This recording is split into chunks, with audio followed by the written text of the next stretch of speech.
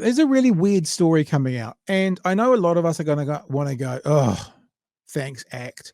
But MFAT has made a decision to stop using te reo Maori on some of their literature. Now, you can't blame National ACT New Zealand First for this because they're not the government yet. And if you've got CEOs and decision makers in those in that department going, well, this is going to be what's happening, so let's just start now. Again, you can't really blame them for that. Or so what's going on? Is it a sign of things to come? Because no one's been given this directive yet, although many people have hinted at it during the election cycle, Chewy. So I'm a bit perplexed. We'll play the story and then we'll have a chat about it, but I'm a bit perplexed by this. It seems like part of the Ministry for Foreign Affairs and Trade is moving towards what they think the National ACT New Zealand First government will want before they're in there. I'm perplexed by the whole thing. Let's have a look at the story off One News tonight. The decision by a major government agency to remove te reo Māori from some briefing papers has come under fire. The Ministry of Foreign Affairs and Trade says it's made the move while the country waits for a new government. Here's Māori Affairs correspondent Te Ani Wahuri Hanganui. But sorry to interrupt already, but that's not a reason. We're doing it while we wait for a new government. But why are you doing it? Why are you doing anything different whilst you're waiting for a new government? That's not a reason. You know what I'm saying, Chewy? That's not like saying, well, we've had a directive that's not been enforced yet, so we need to put things on hold. Like, this would cost money, because if they're taking things off things like letterheads and that, then that's a change. That's a design change. So why are they doing it whilst they're waiting? I even though after the story, I'm still going to say I don't get it. Championing our culture on the world stage. But back home, the Ministry of Foreign Affairs and Trade has decided to remove te reo Māori from some of its briefing papers before the new government's been formed. I find it ridiculous. Yeah, and actually it's got to be stopped, and we've got to challenge this behaviour that we're starting to see already prior to the ministers being sworn in. I think we've gone too far forward to go backwards. It's unclear what the incoming government's position on te reo use will be as coalition talks drag on. You know, what's important is to get the briefing and understand the issue. I'm less worried about the form, frankly. He's previously said dual names for departments are fine so long as English comes first. New Zealand First, on the other hand...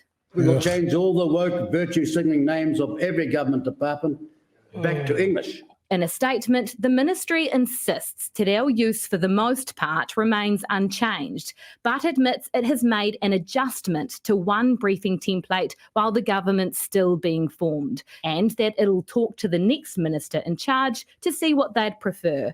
That explanation... But that still doesn't make sense, because Labor leaves, caretaker government, and they make a change. Why wouldn't they just leave it the same, and then if they have to or are forced to, make a change? That's why I'm saying I don't get it.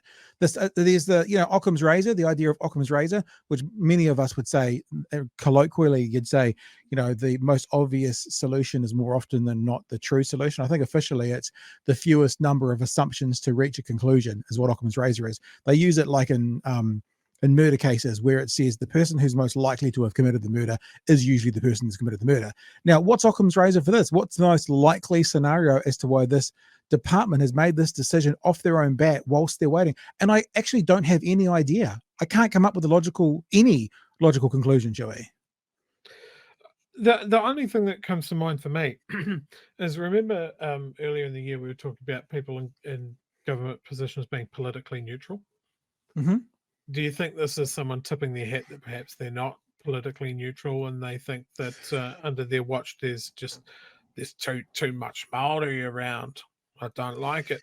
Yeah, but what if the next government comes in and says, oh no, that's fine, leave it the way it was. Then they've changed it and they'll change it back. Like, they've changed it. And remember, when I say they've changed it, as the story said, just some parts of it, they've changed it whilst they're waiting to see what the next government does. Okay, so fine. What the next government does might be a change, but why have you changed it? You just wait and then you change it once. That's why I'm not getting it.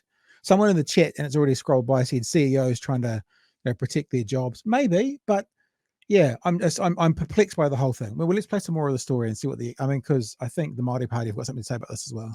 Not good enough for Te Pāti Māori, who'd like the chief executive warm tēnā koutou. to go. Our culture is used to sell these particular offices and these particular agencies overseas. Is that if you can't give the respect to Te iwi Māori, to tangata whenua in this particular space, then you should step down. Just demonstrates to us that they're anticipating pushback from this new government in terms of te reo Māori use. We think that it's a progression of the racist rhetoric that we've seen. In the meantime, the ministry's facing pressure from its own staff to rethink the decision. Tianua Huri, One News. So one of the experts was saying, one of the guests was saying, it's anticipation of the new rules. Now that may be the case, but still I still don't understand why that means they'd need to change now. So you wait and you find out. So look, maybe I'm trying to overanalyze something that doesn't need to be overanalyzed, but it makes no sense. I can't find a logical reason for it. And I want to know why, and nowhere in that report did it actually explain to me in any great detail why it's been done. It just seems bizarre. Yeah, I think I agree with this comment from Twitch. Although MFAT have been slightly slower adopters of te reo when compared to other agencies, they've still done it. This smacks a little bit of Chris Seed trying to ingratiate himself to the new government. Right. That's kind of what it feels like to me. Okay. It's like, look, we could both be completely wrong. But I think the thing that we agree on is this has created a problem that didn't need to be created. It just seems silly, and it's brought it all crashing down onto his head. The stories that I've read say staff at MFAT are not happy about it. Yeah. So and now it's in the news cycle.